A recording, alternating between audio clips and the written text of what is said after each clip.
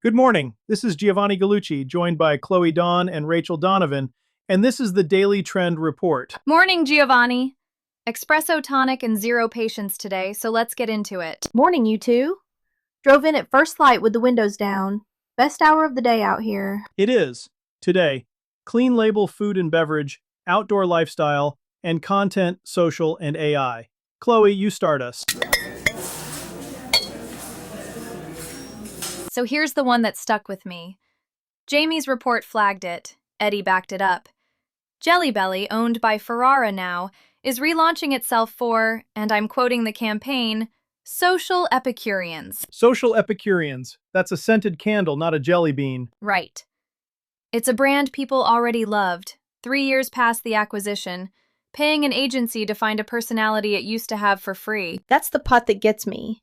Nobody had to teach Jelly Belly who it was when it was independent. The sale is what made it forget. That's the whole story. The thing that doesn't survive an acquisition is the voice, and the voice was the asset. And that phrase, social Epicureans, tells you everything. It's a committee trying to sound like a person, and you can hear the conference room in it. You can. Meanwhile, the shopper moved underneath them. People don't just read labels to dodge the bad stuff anymore. They're hunting for the good thing. Protein, a short ingredient list, a name they recognize. Label reading went from defense to offense, and the independent with a real short label wins that read every time. Now look up the food chain the same week. Eddie had the cereal side. A big cereal maker, foreign-owned now, closing an American plant, cutting hundreds of jobs in one town. And that's the through line nobody says out loud. 2 foreign-owned roll-ups. One cuts the plant, the other reskins the candy. The American town and the original founder both eat the loss. So that's the top of the category in June. Managing the portfolio, trimming the floor, fresh deck on the brand they bought. Competent. Also, the exact opposite of what this shopper wants. Which is where the independents walk in. Jayme had the other half too. The curated grocers, the small shops betting against, quote, the illusion of choice. They're the first shelf a tiny, clean label brand ever gets. Say more, because that's the move. The big chain wants a slotting fee and a margin. The curated grocer wants a story. A founder who made one real thing for one real reason. That placement is earned media you can't buy back later. And here's the insider piece. Before you ever pitch that buyer, pull their last 6 months of what's actually selling in your subcategory, then walk in showing them the gap on their own shelf. Do their homework for them, and the yes gets a lot easier. And name the grower. The farm, the family, the country. The giants bury that on the back of the box. A small brand makes it the front. And the founders leaning in aren't chasing a trend. Slow-made pantry staples. A pistachio built on a 300-year-old recipe. Patience as the pitch. Here's my pushback, though. Independence is not a personality. If your house isn't in order, your sourcing, your label, we're the scrappy one, rings hollow fast. Agreed. This audience flips the package over. They screenshot the ingredient deck. You can't fake the substance, you can only show it. So the contrast only works if you've actually got the goods. Every time. The giants can buy the brand. They can't buy back the founder they corporatized out of it. Okay, 3 quick takeaways before we move on. 1. If you're the founder, put your real name and face on the label. The human is the first thing a buyer strips out, so make it the thing they can't remove. 2. Pitch the curated grocer a story, not a margin. Walk in with the why behind the recipe, not a wholesale sheet. That's what their shelf is actually buying. 3. When a brand near you gets bought and reskinned, post the before and after on the ingredient list. Let the shopper see what changed after the sale. So this one's a split screen, and Kendall and Travis both landed on it the same morning. A bike brand you know, Cannondale, is closing its assembly plant in the Netherlands by 2027. 120 jobs, production moved east to cheaper floors. The quiet kind of news. No press conference, just a plant going dark. And in the same window, a small American ammunition maker locks down a sales rep across Texas, Arkansas, Louisiana, and Oklahoma. One brand consolidating offshore, one scaling at home. That's a clean contrast for content. Almost too clean. It is, and here's where I want to be careful. The easy story is reshoring's here, everybody's coming home.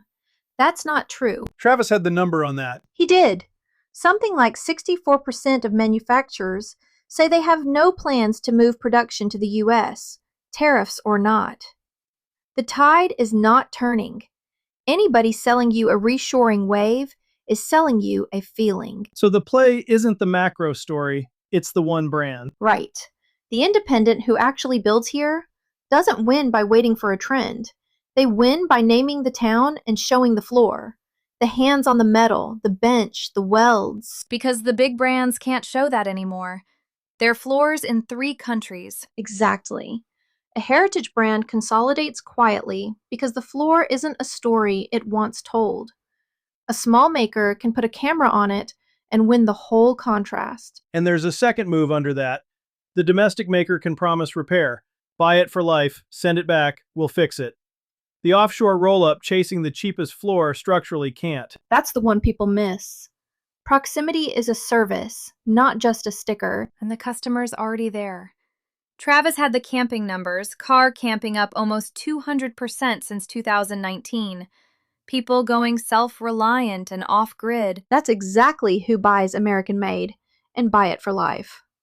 The person sleeping in the bed of a truck on public land doesn't want the disposable thing. They want the rig that gets them home. The maker and the customer are converging, domestic and durable, for the person who actually depends on the gear. One discipline note, though. If you stamp Made in USA on it, you'd better document it. The labeling folks aren't in a forgiving mood, and this audience asks where the gear's actually built. Claim what you can back. A claim you can't prove is a gift to your critics. And be straight on price. If a tariff moved your cost, say so plainly. People respect the honest number more than the fairy tale. A truck that's never been dirty isn't a truck. A sourcing story you won't show isn't a story. One last bit of honesty. This isn't a boom, it's a shakeout. Travis flagged a premium snow sports brand bumped off the main stock exchange down to the over-the-counter market the same week. The independents grinding through a thin margin year are the story, not the brands issuing press releases. 3 things you can do this week. 1. If you assemble domestically, shoot the floor and name the town on camera. The workshop clip beats the badge every time. 2. Watch the regional rep deals. They're the early tell on which small American brand is about to scale. Stock them or partner before they get expensive. 3. If your price moved, post the why in plain words. Honest sourcing talk earns more loyalty than pretending costs held.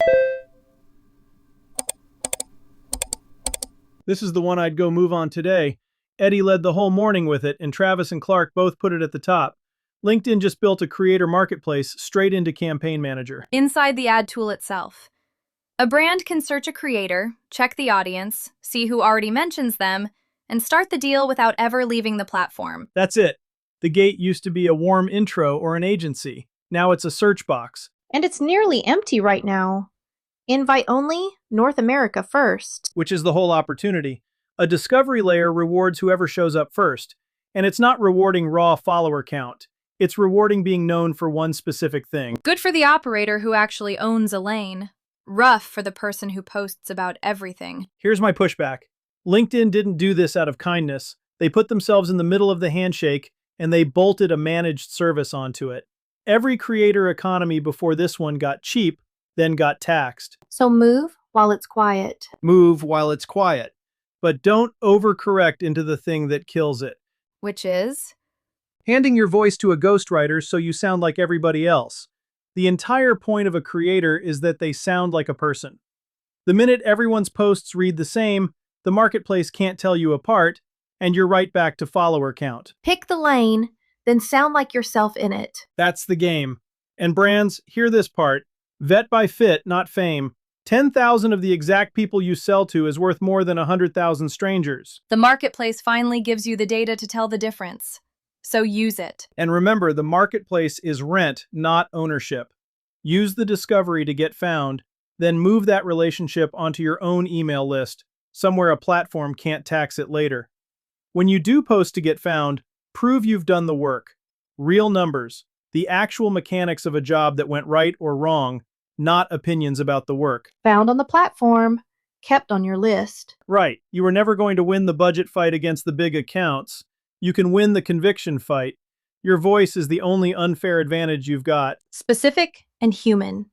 The two things a corporate account is worst at. And the two things you already have if you're small. And don't wait to feel ready. The pool's empty now. The people who plant the flag this month own the category before the rush. The ones polishing a portfolio for next quarter show up to find it taken. Here's what to actually do with all of that. 1.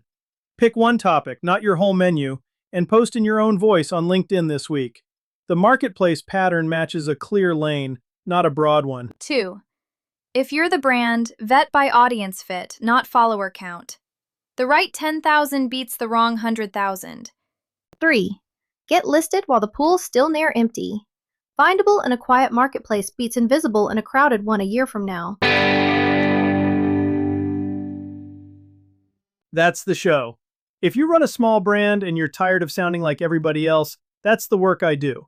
GallucciNet builds the organic social and the content engine, the strategy, the posts, the voice, for operators in outdoor, clean label, and the personal brands going up against the big guys for the same shelf. Want one built like this? Find me at gallucci.net or DM at galluccinet on Instagram or LinkedIn. Talk tomorrow.